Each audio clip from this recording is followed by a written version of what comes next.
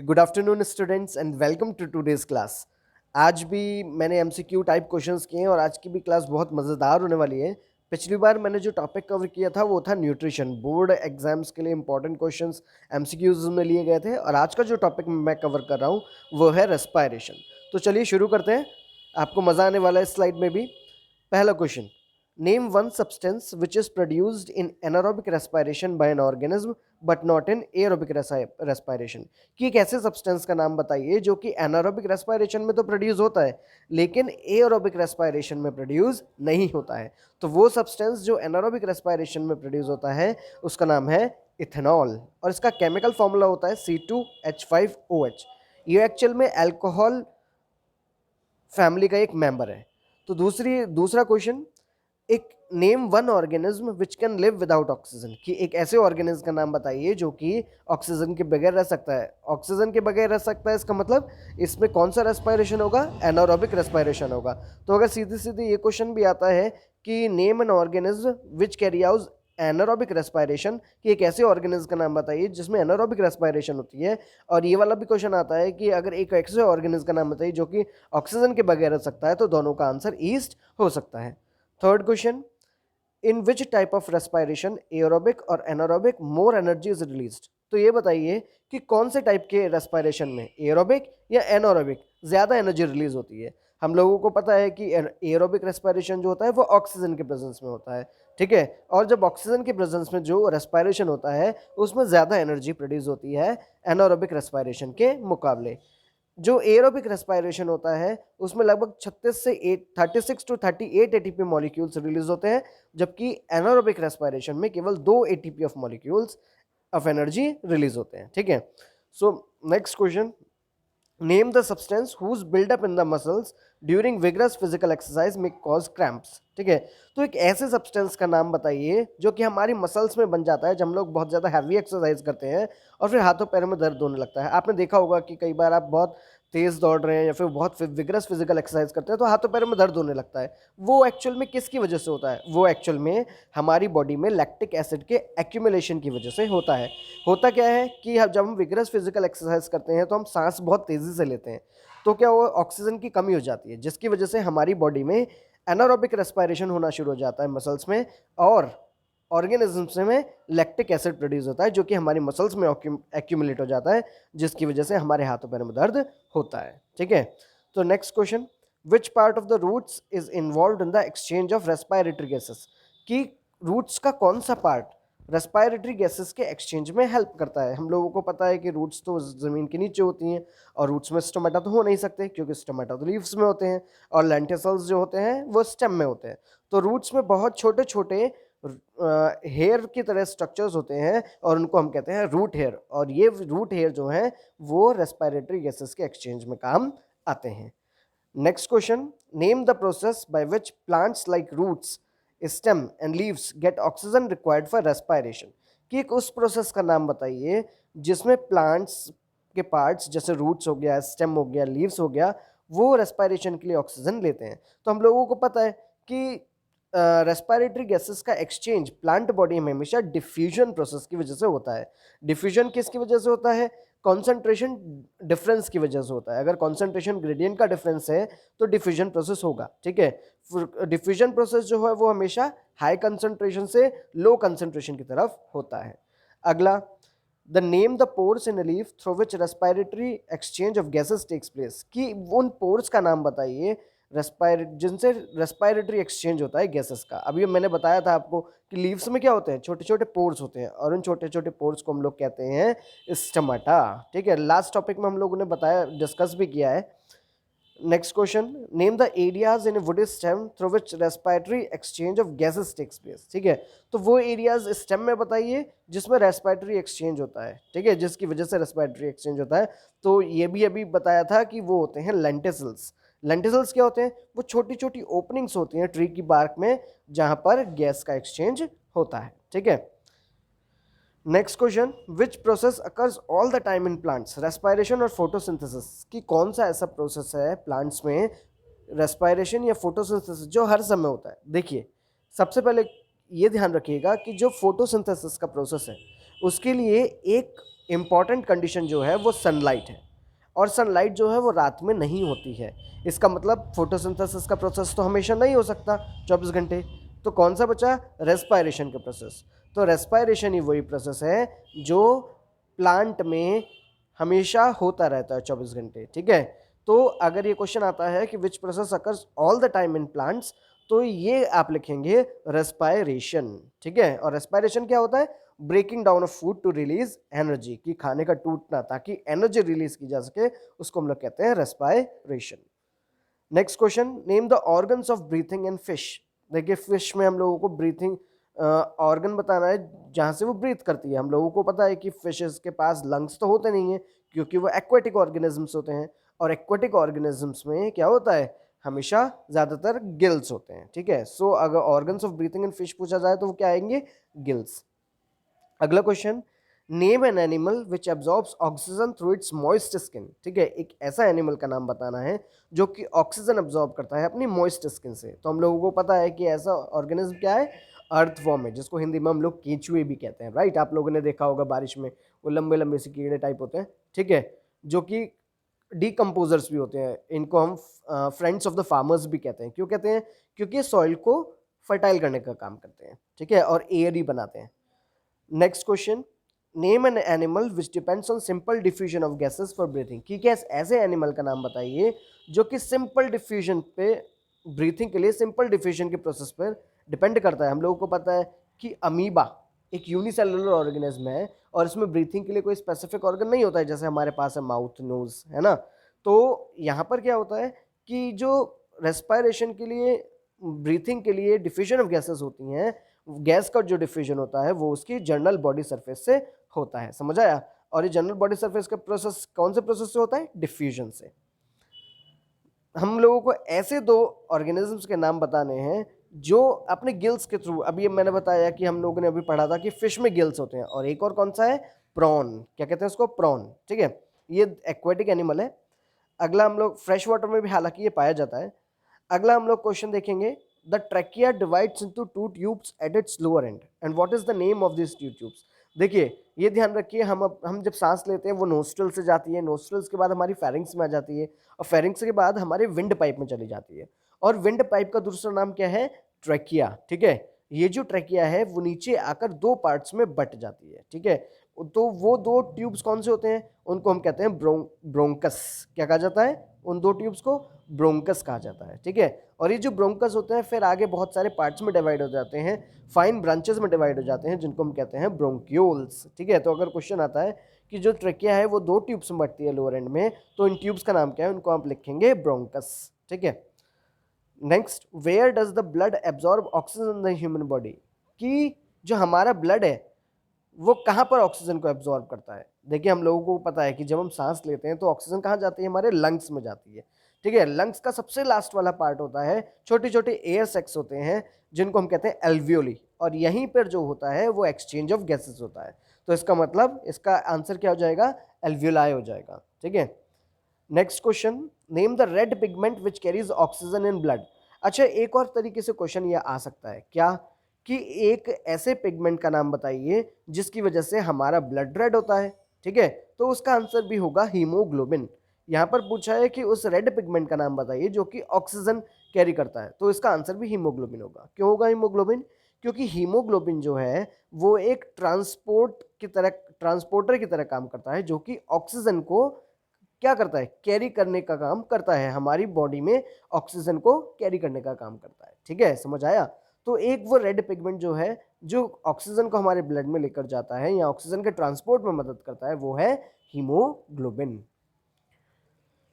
Next question, name the gases which are exchange in lungs, कि ऐसे gases का नाम बताइए जो कि क्या होती है? हमारे लंग्स में एक्सचेंज होती है। हम लोगों को पता है कि हमारे लंग्स में जब हम सांस लेते हैं तो ऑक्सीजन ज़्यादा होती है, हमारे ब्लड में कार्बन डाइऑक्साइड ज़्यादा होती है। तो इन्हीं दो गैसेस का डिफ्यूजन होता है, इन्हीं दो गैसेस का एक्सचेंज हमारे लंग्स में होता है।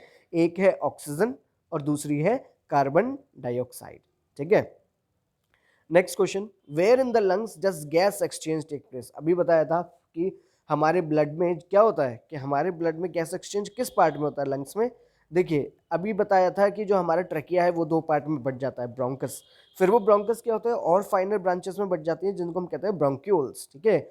और फिर वो जो ब्रोंक्यूल्स हैं वो क्या करते हैं, वो ब्रोंक्यूल्स और छोटे छोटे पार्ट्स में बट जाते हैं, और उन छोटे छोटे पार्ट्स को हम लोग कहते हैं एयर सेक्स को हम लोग कहते हैं एल्वियोलाई, ठीक है। तो यही वो एल्वियोलाई है जहाँ पर लंग्स में गैस का एक्सचेंज होता है। ऑक्सीजन जो है वो हमारे ब्लड में चली जाती है और कार्बन डाइऑक्साइड हमारे लंग्स में आ जाती है, ठीक है। अगला question, question number 19, what is the name of tiny air sacs present at the end of smallest bronchioles in the lungs. इसका भी मैं बता चुका हूँ, इसका भी एल्वियोलाई होगा, ठीक है। What is the other name of wind pipe. अभी हम लोग respiratory system in humans explain कर रहा था मैं कि हमारे नोस्ट्रल से आती है, नोस्ट्रल से फेरिंग्स में आती है, फिर आपके ट्रेकिया में आ जाती है, ठीक है। तो विंड पाइप का दूसरा नाम ट्रेकिया होता है। ध्यान रखिएगा कि अगर कोई आपसे पूछे कि विंड पाइप में सांस आती है या ट्रेकिया में आती है तो बात दोनों एक ही है, क्योंकि विंड पाइप का दूसरा नाम है trachea. What organs are attached to the two bronchi, कि दो ब्रोंकाई से कौन सा ऑर्गन अटैच होता है। हम लोगों को पता है कि हमारे दो ब्रोंकाई कहाँ होते हैं, लंग्स में होते हैं, तो इसका मतलब जो लंग्स होते हैं वो हमारे दो ब्रोंकस से अटैच होते हैं, ठीक है। Next question, name the organs of respiration in human. Human में हम लोगों को पता है कि रेस्पिरेशन किसकी मदद से होती है, लंग्स की मदद से होती है, क्योंकि एक्सचेंज ऑफ गैसेज यहीं पर होता है, ठीक है। अब अगला question, which substance increases in muscle cells when they are lacking in oxygen, कि कौन सा सब्सटेंस हमारे मसल सेल्स में बढ़ जाता है जब वहां पर ऑक्सीजन नहीं होती है। अभी बताया था कि जब विग्रस फिजिकल एक्सरसाइज हम लोग करते हैं तो क्या होता है, कौन सा सब्सटेंस प्रोड्यूस होता है, एनारोबिक रेस्पिरेशन की वजह से लैक्टिक एसिड हमारे मसल्स में प्रोड्यूस होता है, और इसका केमिकल फॉर्मूला क्या होता है, C3H6O3। नेक्स्ट क्वेश्चन क्या है कि when air is blown from mouth into a test tube containing lime water, the lime water turns milky due to the presence of which substance, कि कौन से सब्सटेंस की प्रेजेंस की वजह से जब हम माउथ से एक टेस्ट ट्यूब में जिसमें लाइम वाटर है उसमें हवा पास करते हैं तो लाइम वाटर जो है मिल्की हो जाता है। ऐसा क्यों होता है, देखिए हम लोगों ने केमिस्ट्री में भी पढ़ा है ये कि जब हम एक्सपेरिमेंट्स करते हैं और फूक मारते हैं ट्यूब की मदद से टेस्ट ट्यूब में जिसमें लाइम वाटर हो तो लाइम वाटर मिल्की हो जाता है, और वो किसकी प्रेजेंस से होता है, कार्बन डाइऑक्साइड की मदद से। क्यों, क्योंकि हम एक्सेल क्या करते हैं, कार्बन डाइऑक्साइड करते हैं, ठीक है। तो जो हम गैस पास कर रहे हैं उसमें वो होती है कार्बन डाइऑक्साइड। अगला क्वेश्चन कि the pyruvate is converted to which substance when there is lack of oxygen in muscles, कि जो पायरुवेट है वो हमारी मसल्स में कौन सा सब्सटेंस में कन्वर्ट होती है जब ऑक्सीजन नहीं होती है। तो इसका आंसर भी लैक्टिक एसिड होगा, लेकिन एक ध्यान रखिएगा कि लैक्टिक एसिड जो होता है वो एनिमल्स में प्रोड्यूस होता है और इथेनॉल जो प्रोड्यूस होता है वो प्लांट्स में प्रोड्यूस होता है, लेकिन यहाँ पे मसल्स पूछी हैं, प्लांट्स की मसल्स नहीं होती हैं, ठीक है। तो मसल्स में हमेशा लैक्टिक एसिड प्रोड्यूस होता है। अगला, pyruvic acid is converted into lactic acid in which part of the body during the deficiency of oxygen, क्या कि जब ऑक्सीजन की कमी हो जाती है तो पायरुविक एसिड जो है वो लैक्टिक एसिड में कन्वर्ट होता है, लेकिन कौन से पार्ट में होता है बॉडी के, हम लोगों को पता है कि वो मसल्स में होता है, ठीक है। Which is known as the energy currency of the cells in biology. देखिए जैसे हम लोगों के पास रुपए होते हैं और रुपए में करेंसी होती है डिफरेंट डिफरेंट, टका, यान, डॉलर, ठीक है, वैसे ही एनर्जी की भी करेंसी होती है और उस एनर्जी की करेंसी को हम लोग कहते हैं एटीपी, ठीक है। एटीपी क्या होता है, एडिनोसिन ट्राई फॉस्फेट। एडिनोसिन एक शुगर का नाम है और ट्राई मतलब तीन, इसमें तीन फॉस्फेट ग्रुप है, देखिए आप नीचे लगे हुए हैं, POH, ठीक है, POH, P OH, P ठीक है, तीन लगे हुए हैं, दिख रहा है ना आपको, तो इसको हम कहते हैं तीन फॉस्फेट लगे हुए हैं इसलिए ट्राई फॉस्फेट होता है, ठीक है। अगला हम बात करते हैं कि कौन से ऑर्गेनिज्म हैं जो ट्रकिया को अपने रेस्पिरेटरी ऑर्गन की तरह पे यूज करते हैं, मतलब which organism uses trachea as their respiratory organ. तो हम लोगों को पता है कि रेस्पिरेटरी जो ट्रकिया होते हैं वो मोस्टली कहाँ पर होते हैं, वो इंसेक्ट्स में होते हैं, ठीक है।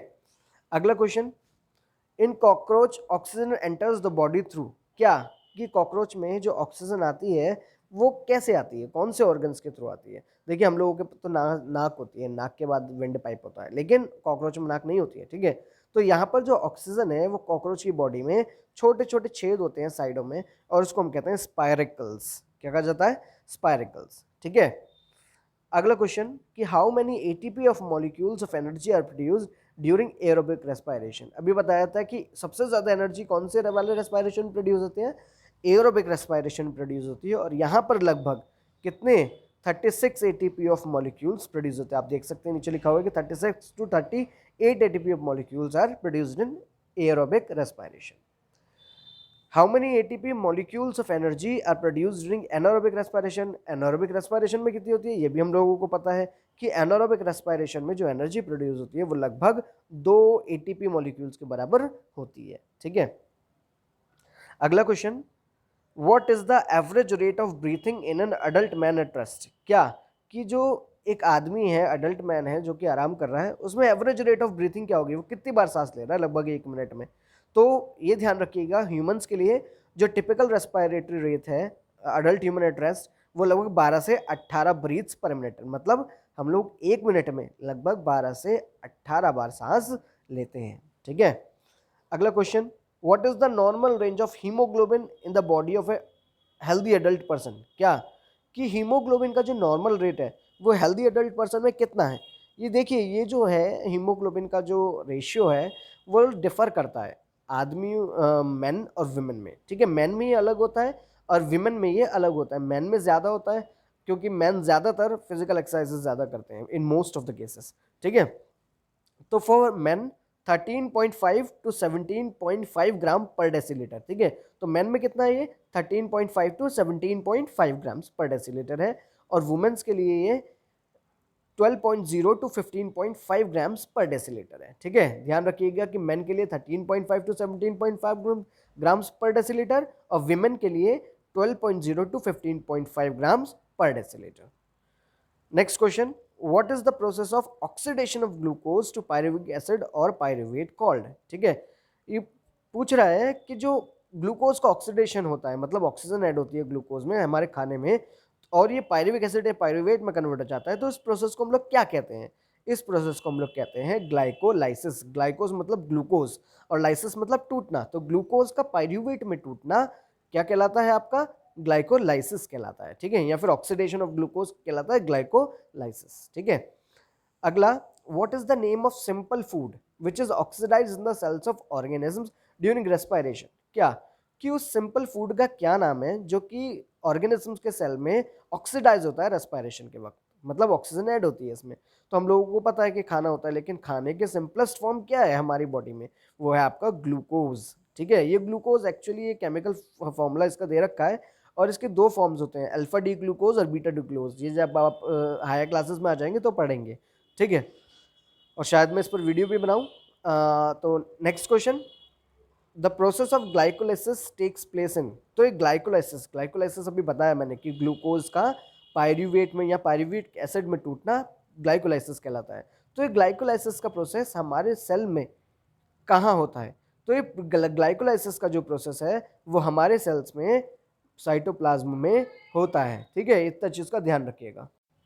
अगले क्वेश्चन की हम लोग बात करते हैं कि the process of conversion of pyruvate to carbon dioxide, water and energy. देखिए, अब इतना ध्यान रखिए, ग्लूकोज जो है पहले पायरुवेट में कन्वर्ट होता है और उसके बाद ये जो पायरुवेट है वो कार्बन डाइऑक्साइड, वाटर और एनर्जी में कन्वर्ट हो जाता है। ठीक है, तो ये जो प्रोसेस है, जो पायरुवेट के बाद वाला प्रोसेस है जिसमें कार्बन डाइऑक्साइड में कन्वर्ट हो रहा है, वाटर में कन्वर्ट हो रहा है और एनर्जी रिलीज हो रही है, ये कहाँ पर होता है, ये हमारे माइटोकॉन्ड्रिया में होता है। ठीक है, अगला क्वेश्चन कि name the site of aerobic respiration in the cells. कि एरोबिक रेस्पिरेशन हमारे सेल्स में कहाँ होती है।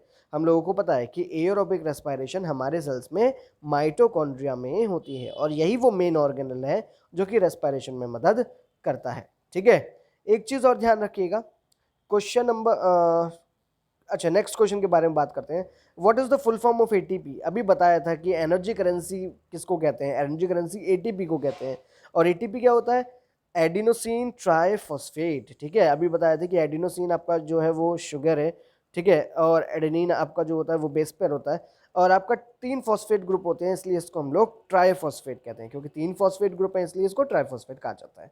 Next question, name the compound so formed in plants during anaerobic respiration. अब तक हम लोगों ने बात की थी कि मसल्स में क्या बनता है, मसल्स में हम लोगों को पता है लैक्टिक एसिड बनता है। तो मसल्स जो होती हैं वो एनिमल्स में होती हैं। ठीक है, तो वहाँ पर लैक्टिक एसिड बनता है, इसका मतलब एनिमल्स में एनारोबिक रेस्पिरेशन में क्या बनता है आपका लैक्टिक एसिड बनता है, लेकिन प्लांट्स में एनारोबिक रेस्पिरेशन के वक्त इथेनॉल बनता है और इसका केमिकल फॉर्मूला होता है C2H5OH।